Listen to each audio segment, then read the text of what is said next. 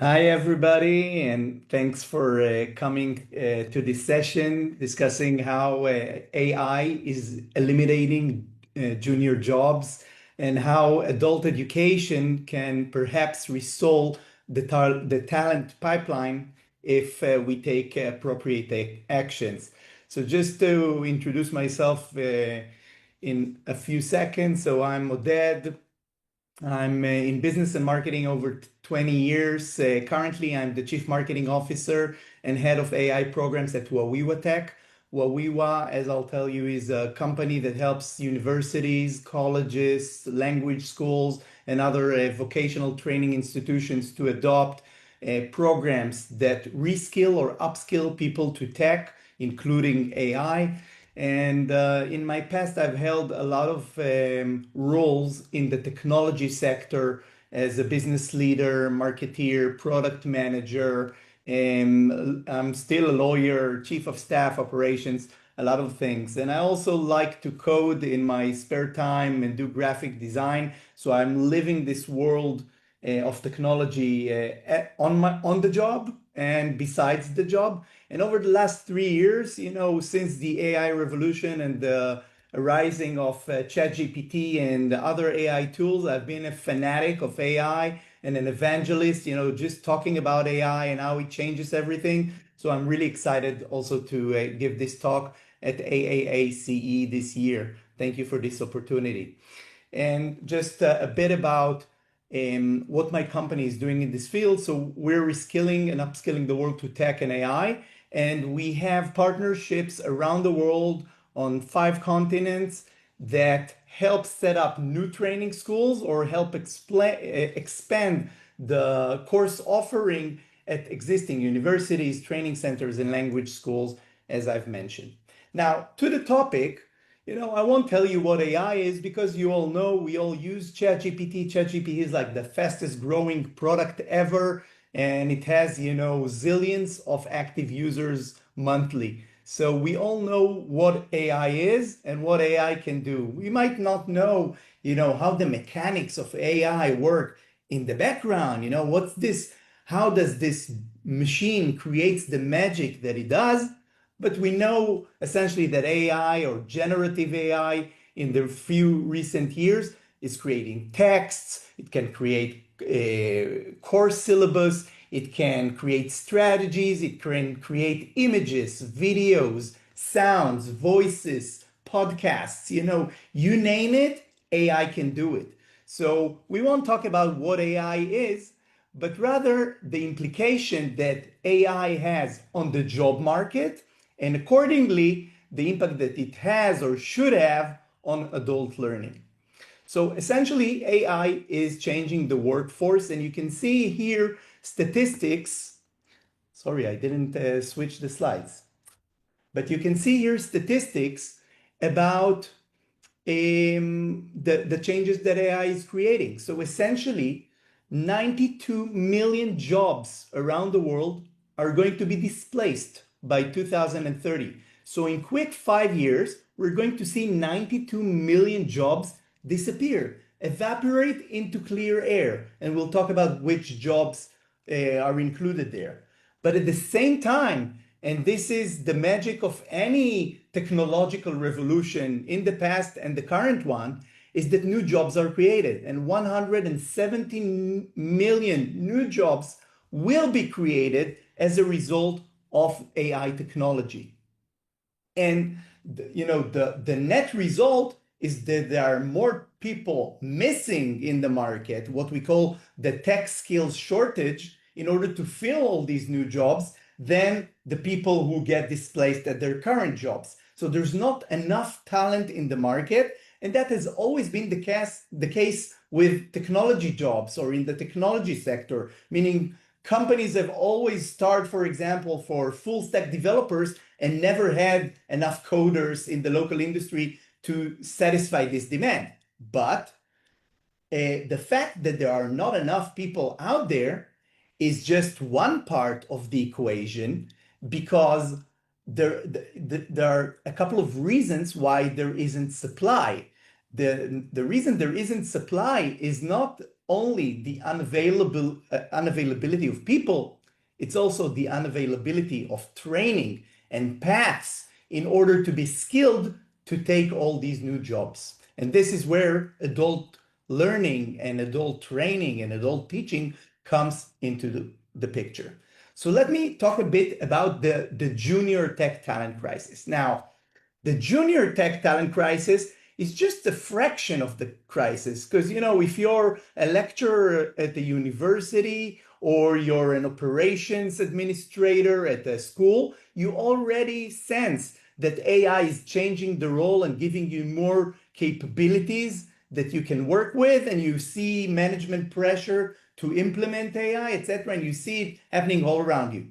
But juniors in specific, the people that we teach in universities and colleges and schools, they get into, they graduate and they can't find a job. Suddenly, there are far less jobs available for juniors than before. And the reason is simple. AI and the new capabilities of generative AI, ChatGPT, etc., are eliminating jobs and eliminating opportunities for junior talent. And why is that? Let's share some statistics. So first of all, so you get the sense of how big this crisis is. So entry tech positions fell to under 3% in 2024. So entry-level jobs used to account for about 20% of the job roles out there. So 20% new people coming into the workforce and 80% people advancing. But if 3% of all jobs are just entry-level positions, it means that 17%, that used to be opportunities for new ladies and men entering the workforce are simply gone. The opportunities do not exist. And in tech recruiting, it's even more noticeable. So 49,000 jobs in the US were eliminated between 2022, when ChatGPT was introduced at the end of the year, and the end of 2023. And an additional 22,000 job posting were eliminated, in the following year, 2024. And the number should be quite similar in 2025. And AI is replacing junior roles. Which junior roles? Mostly the roles in which ChatGPT, LLMs, graphic design AI tools, etc., can create the output that was before produced by juniors. So if juniors had simple tasks and simple roles, and AI is much more sophisticated, and it can create a blog or answer a phone call or have a chat or design a brochure, all these jobs are suddenly gone. So the jobs that are mentioned as the ones disappearing these days, and it's not in the future, it's in the present and already in a few years to the past, it's clerks, it's analysts who can analyze data, because you can ask ChatGPT, analyze the trends in adult learning over the next 5 years, and it will do the research where a junior might have done it before. Call center representatives and customer service reps are also being laid off in the thousands, because the chat can chat and we feel nice chatting with ChatGPT and getting answers. It's really intelligent. It accommodates our interests. It has different levels of professionality and relatability. It's really great. And people who call, their local mobile operator or their grocery shop, if they get a chat support by an AI bot, that's fine with them. The chat can handle it. So why do we need humans to fill our call centers, and if we can do the same at a fraction of a cost with AI? The same goes for knowledge workers like paralegals working in law firms. Paralegals, and I was one some 20 something years ago, we had to research the law and verdicts and all kinds of databases in order to come up with a solution or an answer to a question that a lawyer has. And today, the lawyer simply asks the same very question to Perplexity AI or to ChatGPT or to another bespoke tool for law in AI. And he or she gets an answer immediately. So why recruit a paralegal and ask him to do something? Same goes for graphic designers. All the images that you can see on this presentation, like this robot holding a millennial, were created by me with AI. I didn't have to hire any graphic designer in order to create my artwork in a way that is also branded with my company's branding. So a lot of jobs are being replaced by AI, and most of these jobs are junior jobs, simple tasks, simple roles. And accordingly, we see massive layoffs in enterprises and small and medium businesses. So 24% of the businesses in the US have already reported that they replaced actual workers with ChatGPT specifically. And only in 2025, this year, which isn't over yet, 77,000 people were already laid off because of AI. And you can name, for example, IBM that laid off over 7,000 people. So, huge firms and also smaller firms who say, okay, we don't need to hire this person because we can do it on our own with AI. And the other thing that hurts juniors is that employers prefer to upskill their existing workforce instead of hiring external talent. What does that mean? So upskilling is taking the people that you already have on the payroll and giving them new skills, training them in order for them to be up to date with the latest tools and technologies and know-how and practices. So if AI is something new, I might take my finance director and instead of hiring a junior finance analyst who can do marvelous things with Google and AI, I will train this finance director who's a senior. She might be 35-year-old or 45-year-old, and I will teach her this is how you use AI for finance. And by leveraging her existence, her familiarity with my business, together with the new skills that she's learned about AI, she'll be a much more productive worker, and I, as an employer, would save the extra costs of hiring another person.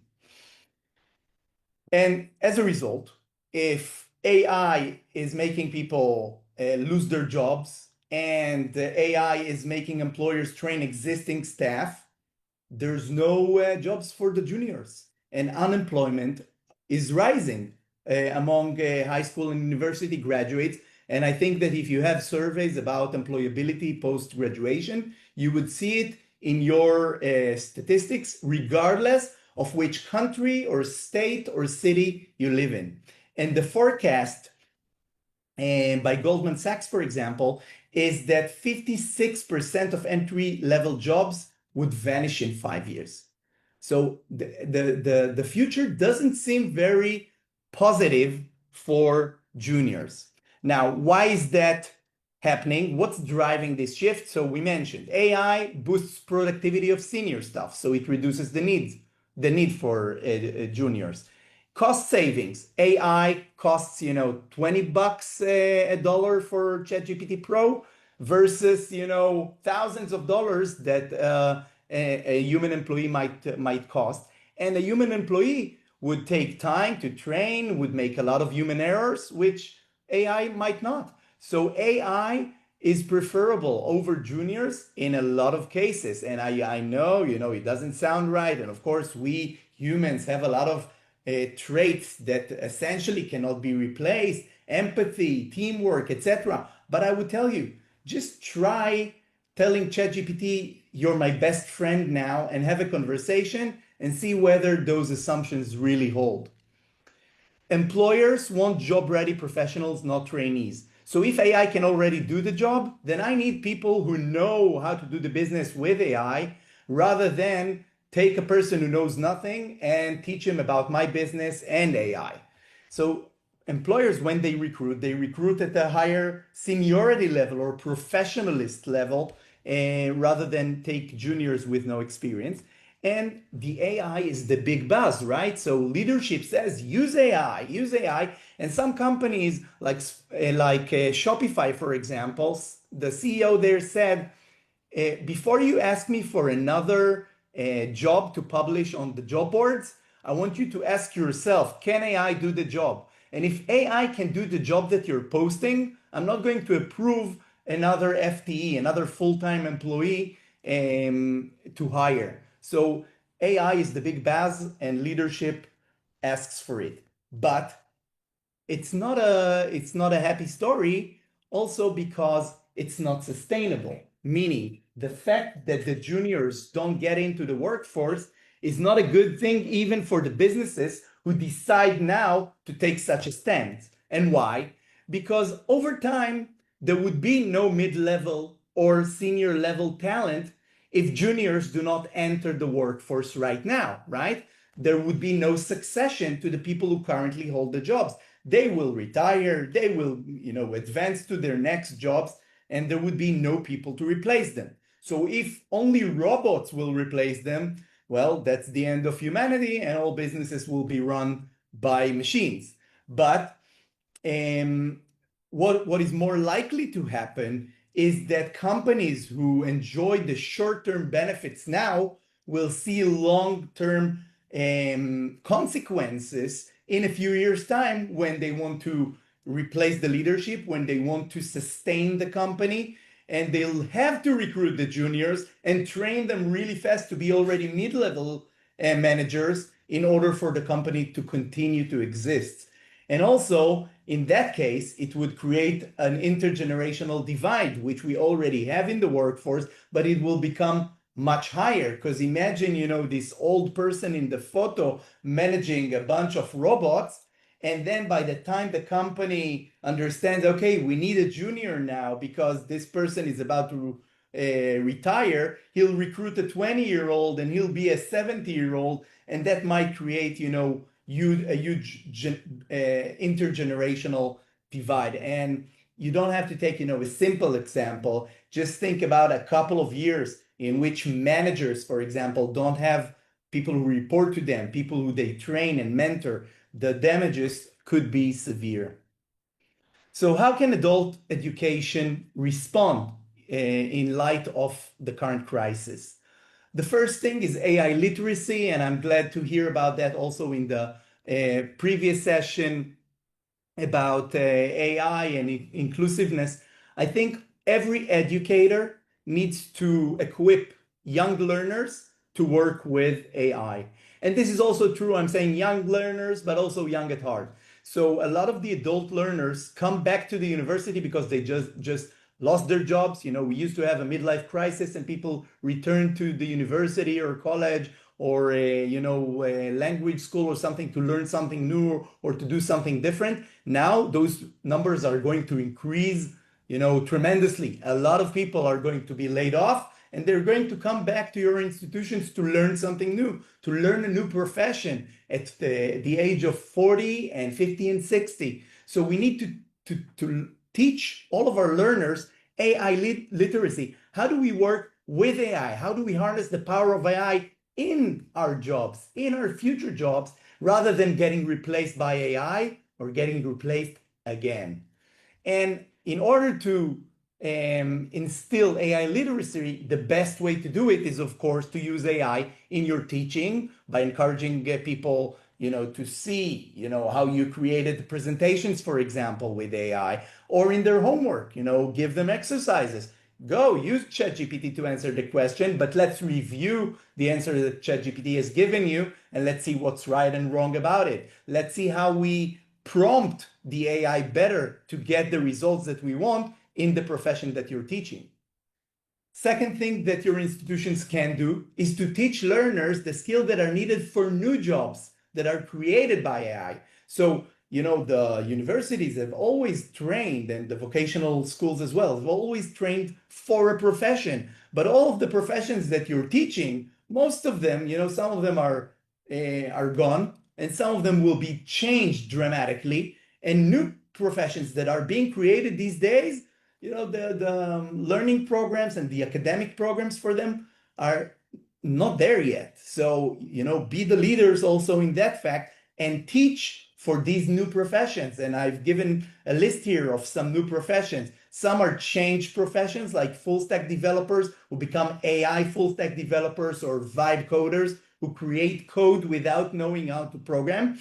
And Others are, sorry, and others are new professions like AI ethics. We need people who sit in the corporate and say, are we implementing AI in a reasonable way, in a way that includes and takes into account the interests of people, stakeholders, etc. And there are other professions here that you can see.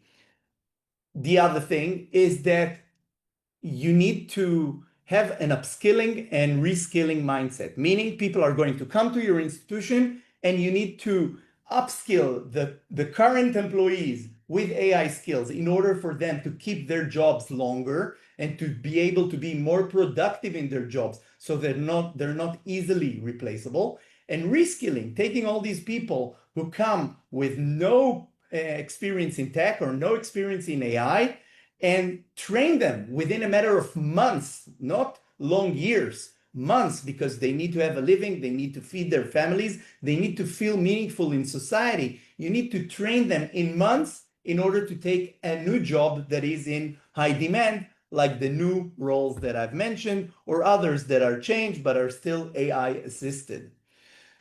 And to do that, you have to speak up and you have to see that your institutions are not taking, centuries, decades, or even years to change, which we know universities have been around for a very long time and they'll continue to be around, for the foreseeable future. But universities and especially private ones need to move really fast in order to capture the opportunity of AI and ensure that the course offering and even the syllabus of any existing program is adapted to the needs of the industry and to what AI means for that profession or for that academic topic. So I'll give you a short example how we do that in Wawiwa, in our very own firm, which is an education firm that works through partners around the world. So first of all, we teach AI in each of our programs. So if we teach someone to be a data analyst or a graphic designer, we have an AI module to say, how do you use AI in that job role? And we use AI in all of our business operations. We do our strategy with it. We do every marketing material like this presentation with AI. And we also have support chatbots that interact with potential partners and give them answers about our programs and our company. We also use AI in our teaching, and there is a session about that as well at AAACE this year. And so we use AI-powered tools like chatbots that check and grade the assignments that students get. And we have live instructors that ensure that there's still a human approach. There's still a human in the loop, but the chatbots and all the AI tools that we supply the students with let them, learn faster and practice so that they take to the human instructor only the questions that the AI was not able to solve, or if they didn't understand how AI solved the problem. And I think that it's also the value that we bring to our stakeholders. So our students develop the AI skills, and the universities, through our services, can offer AI programs much faster. So the questions that I think you should ask yourself as an educator and that you should ask your institution are two. One, does the world need what I'm teaching in the AI era? For example, if I'm teaching content writing, gone. No jobs needed. No recruitment after AI. So change it. But if I'm teaching something else and this something is still needed in the real world, like I'm producing lawyers. Let's say that AI doesn't replace lawyers so fast. Let's say that I'm producing social workers. Let's say that I'm producing real estate agents. Then how does AI change the job role that I'm training people for? And what should I change in my syllabus, in my program, in my teaching, in order for the graduates to be AI proof, to be AI aware, to use AI, willingly and skillfully in their jobs so that they do the job the best way that AI can or that they can with AI. It's a huge change, and there's hardly any profession that isn't changed by AI. Even gardeners and masseuses, you know, can still use AI in order to develop new program offerings or to do their marketing online. So there's no profession on earth that isn't changed, and institutions need to ask and look deep and hard, what do we need to change in what we teach due to AI? So the takeaways that I want to share with you before we move to questions, and we'll have, I think, maybe a minute or two, is that AI is here to stay. People who use AI will replace people who do not use AI faster, and then both might be replaced, but let's talk about that in 3 years. The crisis, the junior crisis, is temporary. You know, it will get resolved, but junior roles will evolve. Instead of doing simple tasks and simple jobs, juniors will be the one that supervise AI or that do something with AI. And juniors will manage bots. They will manage the AI robots because they are born with AI in their hands, like they were born with the internet or born with mobile phones. They know how to do it. It's easy for them. So they will become managers in their first role, managing AI bots. And adult education, as always, is the bridge between the past and the future. It's the bridge between what people know when they enter your institution and what they can do when they graduate. So we have to restore the talent pipeline by teaching young adults and all the career changers to use AI. And we need to align our course portfolio with AI skills and AI roles that the industry needs, so that there would be a return on investment for the studies, so that people say, yes, I've learned for a year or 2 or 3, but I graduated, and again, I found a job within few months after graduation.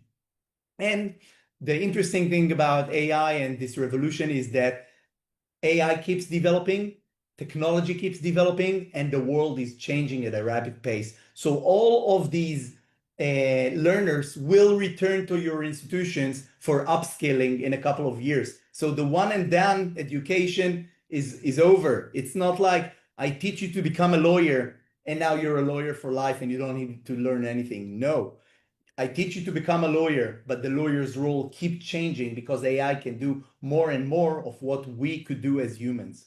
So the call to action to all of you out there is you have to equip learners and also teachers, also yourself, with AI skills and the resilience to go through this AI storm, weather the storm, and come out at the other side, you know, successfully, hopefully with AI skills and jobs post-graduation. Thank you. Thank Let you. me We move are to not going to have time for live questions. Unfortunately, we do have to end this stream and start the stream for the next session. I let you run over because this session was amazing. Thank you so much, everybody. Please post your questions in the Whova app. And then you can continue this dialogue. I have to end the stream now, though. Thank you so much. Amazing. Thank you, guys.